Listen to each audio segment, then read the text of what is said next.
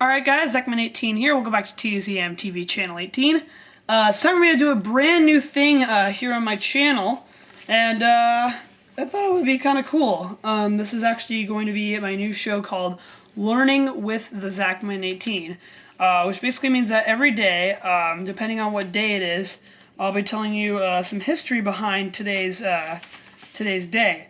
So I thought that'd be kind of cool. You'll see as we kind of move along the show. I hope this show will become very popular.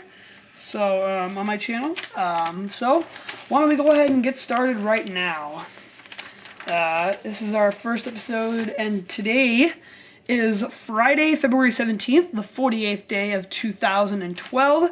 There are 318 days left until 2013. Let's take a look at today's highlight. In 1972, President Richard M. Nixon departed the White House with his wife Pat on a historic trip to China, which he called a journey for peace. So that's today's highlight. Pretty cool. On this date in history, in 1801, the U.S. House of Representatives broke an electoral tie between Thomas Jefferson and Aaron Burr, electing Jefferson president. Burr becoming vice president, of course.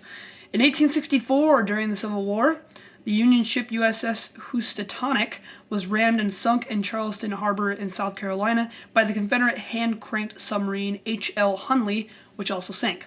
In 1897, the forerunner of the National PTA, the National Congress of Mothers, convened its first meeting in Washington. In 1904, the original two-act version of Giacomo Puccini's opera Madama Butterfly, was poorly received at its premiere at La Scala in Milan, Italy. In 1933, Newsweek was first published by Thomas J.C. Martin under the title Newsweek. In 1947, the Voice of America began broadcasting to the Soviet Union. In 1959, the United States launched Vanguard 2, a satellite which carried meteorological equipment on board. In 1964, the Supreme Court in Westbury v. Sanders ruled that congressional districts within each state had to be roughly equal in population. In 1986, Johnson & Johnson announced it would no longer sell over-the-counter medications in capsule form, following the death of a woman who had taken a cyanide-laced Tylenol capsule. In 1988, Lieutenant Colonel William Higgins, a Marine Corps officer serving with the United Nations Truce Monitoring Group, was kidnapped in southern Lebanon by Iranian-backed terrorists, where he was later slain by his captors. In 1992, serial killer Jeffrey Dahmer was sentenced in Milwaukee to life in prison. He was beaten to death by a fellow inmate in November 1994.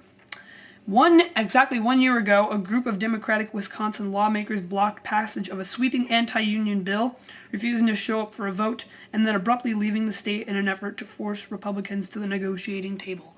So that is going to do it for, and that's what all happened in history on today, February 17th. Stay tuned for tomorrow's episode, which will have even more history about each and every day in history. I'm TheZachman18. I'll see you guys next time on Learning with TheZachman18. Have a good day.